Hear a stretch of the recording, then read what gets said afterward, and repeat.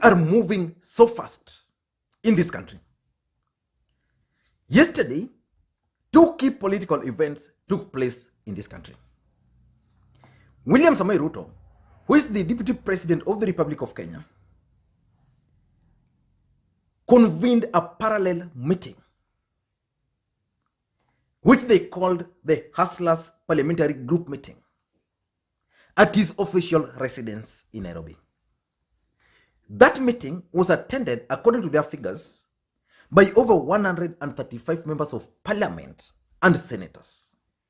And they made several resolutions. And from the resolutions which they arrived at yesterday, it is clear that that group is determined to sabotage and undermine President Uhuru Kenyatta and the handshake. I don't want to get into the details about that meeting for now. Probably I'll do a separate video. Raila Odinga was also in Kisumu. He was meeting with all governors, all senators, all members of parliament, all MCs, women, youths, religious leaders, elders, and professionals from the larger Luo Nyanza. And that's the subject of this video today. Because you remember so well that Raila Odinga personally ejected the Siaya Governor Cornel Rasanga and the Migori Governor Okoth Obado out of the podium. But before we go into all these details, if you're watching this video for the first time, I want you to take a second or two and click the subscribe button so that next time we produce a video like this, YouTube will automatically notify you. And there's a new development in Jubilee Party. Irungu Kangata has been kicked out as the majority whip and has been replaced by Kimani Wamatangi. And yesterday, Jubilee Party also expelled 6 senators, nominated senators, which means we are going to have a new set of nominated senators from Jubilee side. Let us wait and see how those events in Jubilee Party are going to unfold. Now let us get back to the event in Kisumu.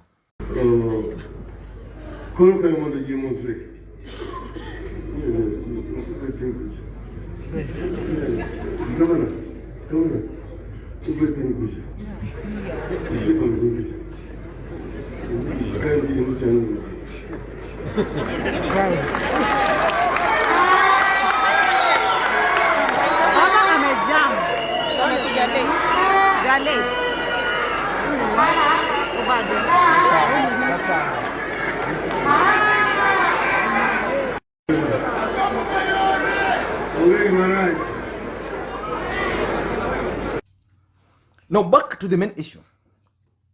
Raila Odinga yesterday held a meeting with the leadership from the larger Luo Nyanza region in Kisumu. The meeting was about the Building Bridges Initiative process. Remember, Siaya County became the first county to pass the Building Bridges Amendment Bill last week. And from yesterday's event, it is clear that the other remaining counties from Luo Nyanza are likely to pass it either this week or latest next week. But there was this incident.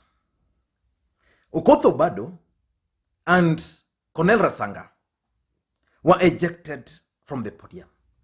What really transpired? Let me just get the official clarification which has been made by Podium Party before I look into this particular matter. Important clarification. 2 governors, namely His Excellency Zakari Okoth Obado, Migori, and His Excellency Cornel Rasanga arrived late for the big consultative meeting for leaders and other stakeholders from Migori, Siaya, Kisumu, and Homa Bay counties.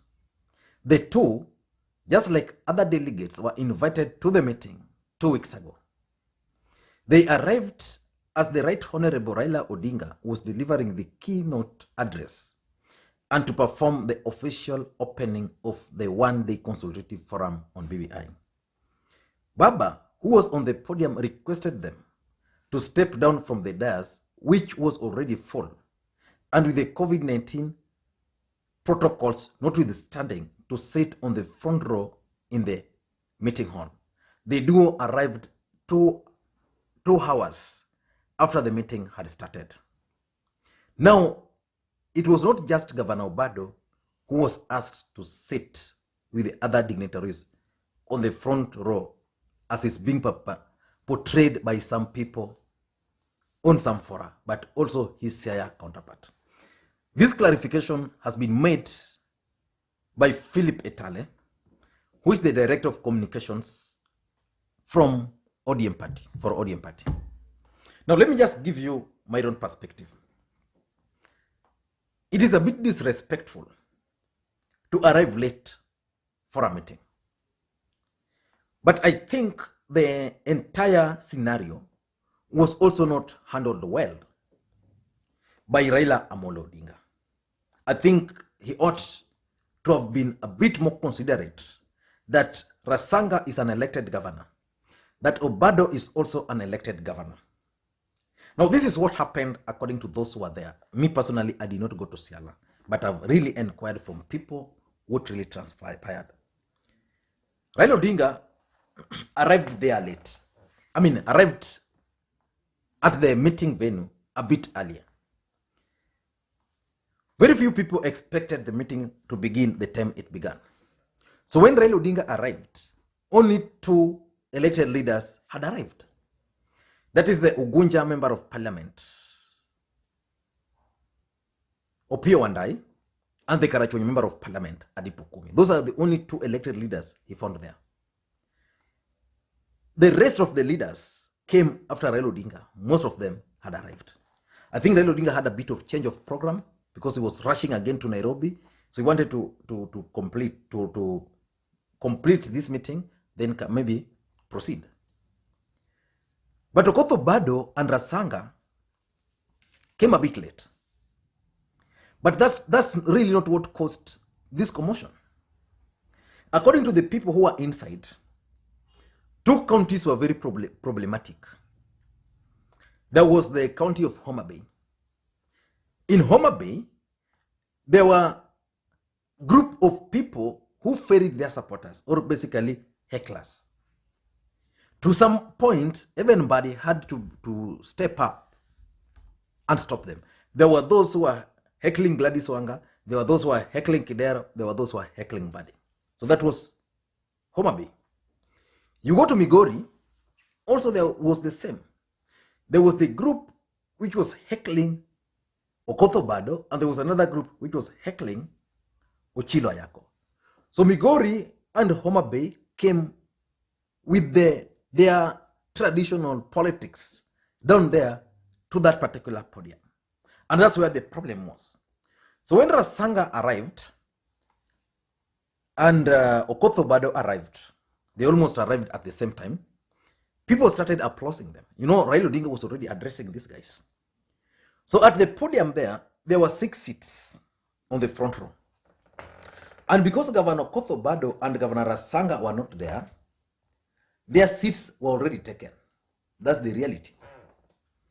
1 seat was taken by Gladys Wanga and another one by James Orengo, if I'm not wrong. But there were 2 other seats which were reserved for the chairperson of the Luo Council of Elder and I think someone else. So when these guys came, they headed straight to those seats. And that's why Raila told them, no, don't go there. You just go and sit down there. But who should we blame for that protocol hitch? In my considered opinion, several things. Number 1, the protocol team. Who are the protocol team for Rasanga Amoth and for Okoth Obado? I've never seen in my life when a student gets to a school late, the headmaster is already addressing the assembly, then you just walk to the assembly. I've never seen that. Maybe in the modern days, but our time, that was unthinkable. So the protocol team of Rasanga and the protocol team of Okoth Obado, I think in my considered opinion, failed them. They ought to have arrived earlier and arranged their sitting arrangement. And probably when these guys arrived, they should have gone outside there and told them, Jacob is still talking. So can you wait until they finish or find a way, ukuje pole pole. But you see, when these guys arrived, their supporters started cheering them. And that's what caused the entire confusion. So I want to blame their protocol team. Next time, they should make sure that they arrive early, they get the front seats, the seats are reserved. So that's number one. Number two has to do with the factional politics, especially in Migori. I don't think Rasanga had issues. I don't think Rasanga had issue when he was told to go and sit down. And that's why people are really talking about Obado. And you could tell when they were being told to go and sit down there, you could see them basically obeying the command by Raila Odinga. But there's factional politics. In Migori, there are two factions. There's a faction for Ciala Resort, which is running the party, led by the chairman, Makabongo. And Okoth Obado, as the governor, also has his team. So it was expected that Okoth Obado and Ciala Resort were going to work together and bring delegates to this meeting. Both of them carried their own delegates. And I don't want to explain this because another guy here called Kidikibudi explained it so well. And I believe him, just listening to his explanation. Although he's a Obado guy, but what he's explaining is basically what's happening. And apart from that, there's also the element, Obado people are also accusing a senior staffer at Raila Odinga's office of engineering the humiliation. So it's basically factional politics down there. Listen. This obsession by Ciala Resort against Okoth Obado in regards to BBI must stop. The guy is insane now. To purport that Okoth Obado has not provided money for transport of delegates to the BBI event in Ciala is to show us he's irrelevant, he is crazy, he is myopic, he is petty, doesn't know what he's talking about. BBI is a national agenda being spearheaded by the Right Honorable Prime Minister and the President of the Republic of Kenya, Uhuru Kenyatta. The two, after the handshake, agreed to spearhead the BBI. And Kenyans have embraced the idea that they are pushing for the passing of the BBI, a constitutional moment that is going to bring some changes, monumental changes to the people of Kenya. Okoth Obado is the governor of Migori County. Now, to which voted does Ciala Resort expect Okoth Obado to get money to transport people to Kisumu?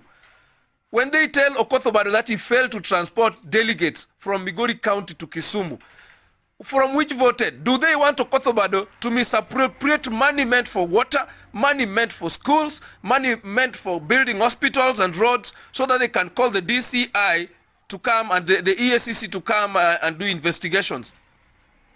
This was a national arrangement, and as it had happened in other regions, in Nyeri, in Western, in Coast, other areas, it should happen as so. So for Ciala Resort to want to pick political mileage, we are telling them, give us a break.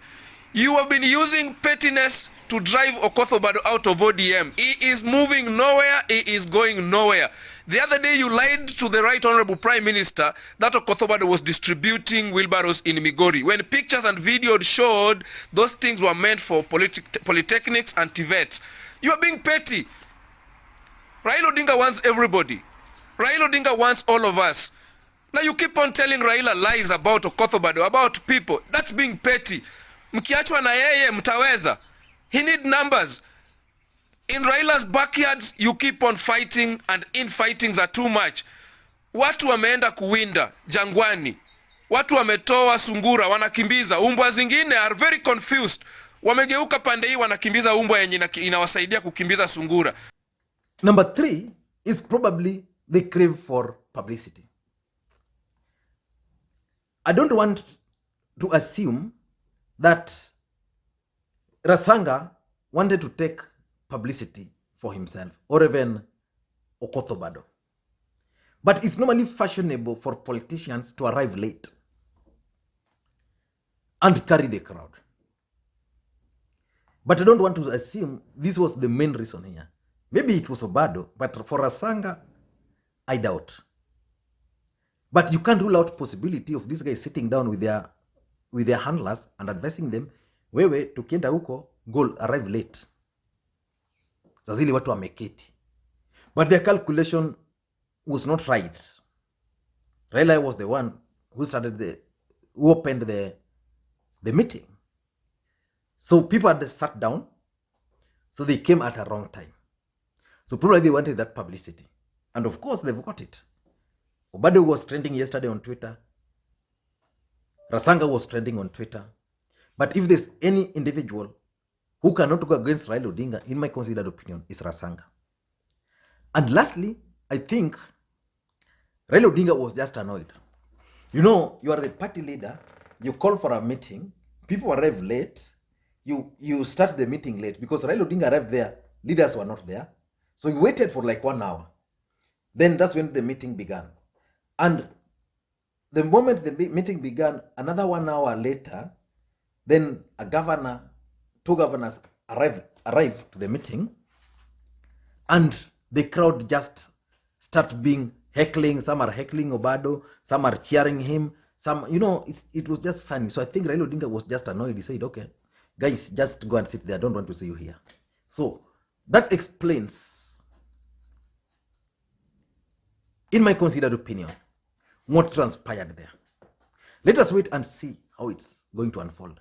But I honestly believe that Raila Odinga ought to have managed that event, that particular instance, in a much more better way. Maybe for purposes of learning, next time such kind of a thing might not happen. I don't think Okoth Obado can leave Migori to come and try and disrupt a meeting by Raila Odinga. Even Rasanga, they can only come to add value, really, not to subtract. Thank you, guys.